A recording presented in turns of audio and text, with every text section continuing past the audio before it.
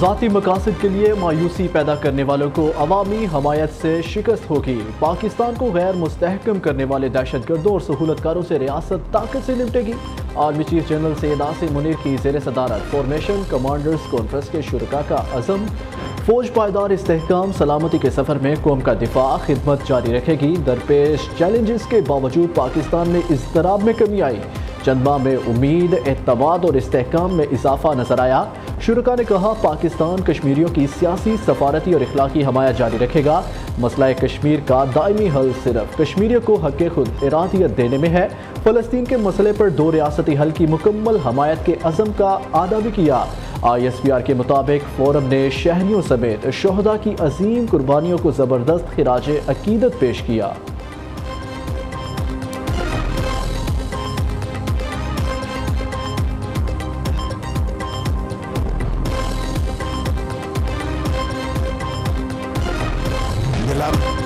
بلاول بھٹو ابھی تربیت یافتہ نہیں، کچھ وقت لگے گا، وہ مجھ سے زیادہ ٹیلنٹڈ ہے، لیکن تجربہ ہوتا ہے۔ نئی نسل کی اپنی سوچ ہے، میں کسی کو کیوں روکوں؟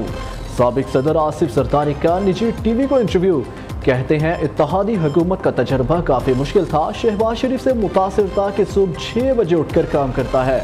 شہباز شریف کو کافی چیزیں کہیں جو نہیں مانی، نقصان ملک کو ہوا۔ PTI حکومت میں پیپلز پارٹی کو 6 وزارتوں کی پیشکش کی گئی، لیکن وہ مائنس زرداری پیپلز پارٹی چاہتی تھی۔ مزید بولے PTI حکومت کے خلاف تحریک عدم اعتماد درست فیصلہ تھا، سربراہ تحریک انصاف کو نہ نکالتے تو وہ ایک فوجی کے ذریعے 2028 تک حکومت بنا لیتے۔ یقین ہے الیکشن 8 فروری کو ہوں گے، ضروری نہیں نون لیگ لیڈ کرے، دوسری جماعتیں اور شخصیات بھی ہیں، انہیں چاہیے ہمیں موقع دیں، اب ہم اپنے لیے گیم سجائیں گے۔ مفاہمت کے بادشاہ نے دعویٰ کیا پیپلز پارٹی سمیت کوئی پارٹی 172 کی اکثریت نہیں لے سکتی۔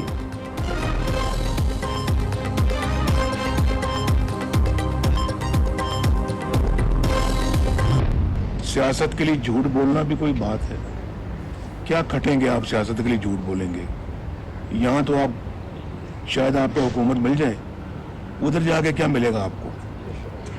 عوام کو دھوکہ دیں، غلط باتیں کریں، جھوٹ بولیں اور غلط کمٹمنٹ کریں، غلط وعدے کریں، سبز باغ دکھائیں اور پھر قومی سطح پہ یہ کام کریں، آپ قوم کو دھوکہ دیں اور پھر یہ توقع کریں کہ اللہ معاف کر دے گا۔ اللہ معاف نہیں کرتا، اللہ کیسے معاف کر دے گا بھائی؟ سیاست اور ووٹ کے لیے جھوٹ نہیں بولتا، عوام کی خوشحالی کا خواب لے کر آ رہے ہیں۔ نواز شریف کی مری میں گفتگو، کہا ملک کے وزیر اعظم کو بیٹے سے تنخواہ نہ لینے پر فارغ کیا، ایسی مثال کہیں نہیں ملتی، مجھے اور مریم کو جیل میں رکھ کر الیکشن میں دھاندلی کی گئی، چیئرمین PTI کو لایا گیا، اس طرح ملک نہیں چلتے، پاکستان کے ساتھ بہت زیادتی کی گئی، اس کا بوجھ قوم کو اٹھانا پڑ رہا ہے، سوچنا چاہیے وہ کون لوگ ہیں جنہوں نے ملک کے خلاف سازش کی، ہنستے بستے ملک کو ہم نے خود اجاڑا ہے، ہم سبق نہیں سیکھتے، اللہ کرے ہم اپنی اصلاح کرے، غلطیوں سے سیکھ کر مستقبل ٹھیک کرے۔ مریم نواز کہتی ہیں میاں صاحب کو 4 سال ملک سے دور رہنا پڑا، ملک کو ایٹمی قوت بنانے کی خدمت اللہ تعالیٰ نے نواز شریف سے لی۔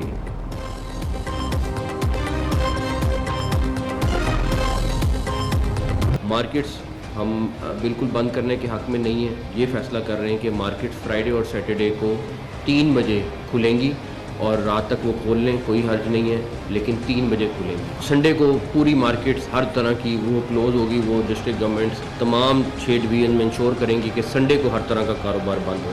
ایک اور چیز جو ہم کرنے جا رہے ہیں وہ 10,000 اسٹوڈنٹس کو سبسڈی پہ موٹر بائکس دیں گے۔ اسموگ کے تدارک کے لیے محسن حکومت کے بڑے اقدامات، پنجاب کے 10 اضلاع میں آج سے کل تعلیمی ادارے بند رہیں گے، مارکیٹیں 3 بجے کے بعد کھلیں گی، اتوار کو کاروبار مکمل بند ہوگا، نوٹیفیکیشن جاری، محسن نقوی نے 10,000 الیکٹرک بائک سبسڈی پر اسکولوں کو دیں گے، سرکاری ملازمین کو بھی سبسڈی پر موٹر سائیکلیں دینے پر غور کر رہے ہیں، اتوار کو مال روڈ شام 5 بجے تک صرف سائیکلنگ کے لیے مختص ہوگی، اسموگ میں کمی کے لیے مصنوعی بارش برسانے کے لیے تیاریاں جاری ہیں۔ القادر trust 190 million pound corruption case, chairman P T I کا 4 روزہ جسمانی ریمانڈ منظور۔ عدالت نے نیب کو چیئرمین پی ٹی آئی سے مزید 4 روز تک جیل میں تفتیش کی اجازت دے دی۔ نیب نے 10 روزہ جسمانی ریمانڈ کی استدعا کی تھی۔ احتساب عدالت اسلام آباد نے اڈیالہ جیل میں کیس کی سماعت کی۔ کیس 27 نومبر تک ملتوی کر دیا گیا۔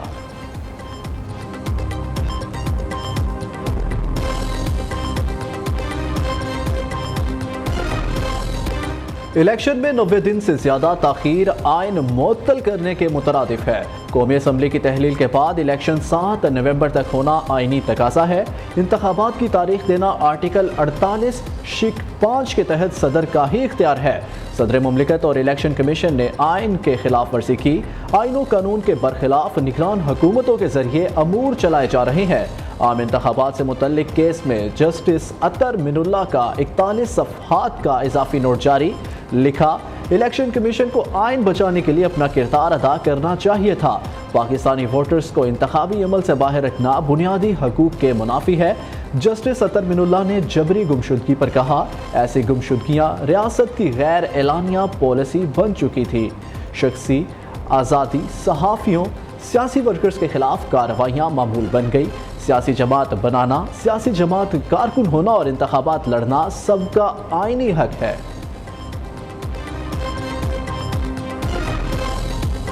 الیکشن کمیشن سے پی ٹی آئی کو وقتی ریلیف مل گیا، بلے کا نشان برقرار۔ 20 روز میں دوبارہ انٹرا پارٹی الیکشن کرانے کا حکم۔ الیکشن کمیشن نے پی ٹی آئی کے انٹرا پارٹی انتخابات سے متعلق محفوظ فیصلہ سنا دیا۔ فیصلے میں کہا گیا، پی ٹی آئی کے انٹرا پارٹی الیکشن آئین کے تحت شفاف نہیں تھے۔ پی ٹی آئی آئین کے تحت 20 روز کے اندر انٹرا پارٹی الیکشن کرائے۔ پارٹی الیکشن نہ کرانے پر پی ٹی آئی انتخابی نشان کے لیے نااہل ہو جائے گی۔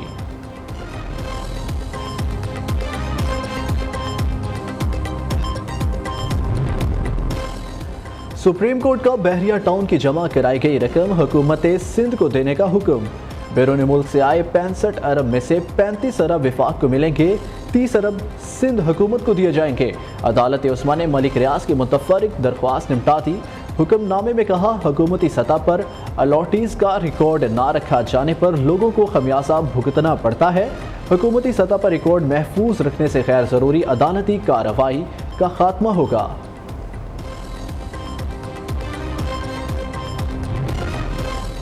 نگران وزیراعظم انوار الحق کاکڑ سے اے پی این ایس وفد کی ملاقات۔ وزیر اعظم کی اخباری صنعت کو درپیش مسائل کے حل کے لیے بھرپور تعاون کی یقین دہانی۔ کہا، میڈیا ریاست کا چوتھا ستون ہے۔ اسمگلنگ کی روک تھام، بجلی چوری کے تدارک سے عام آدمی کو فائدہ پہنچ رہا ہے۔ کراچی میں تاجر کے گھر ڈکیتی کیس میں ہوشربا انکشافات۔ D S P Umair Tariq بجاری کا خفیہ ٹارچر سیل سامنے آ گیا۔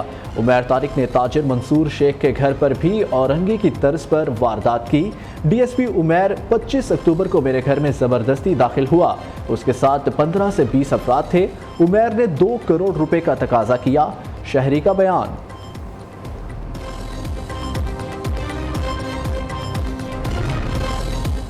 لاہور ڈیفنس میں 6 افراد کی ہلاکت کا کیس۔ عدالت نے ملزم افنان کا 5 دن کا جسمانی ریمانڈ منظور کر لیا۔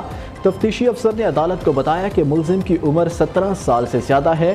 ملزم کا جھوٹ پکڑنے کے لیے پولیگرافک ٹیسٹ کرانا ہے۔ ملزم افنان نے ہلاک ہونے والے افراد سے تلخ کلامی بھی کی تھی۔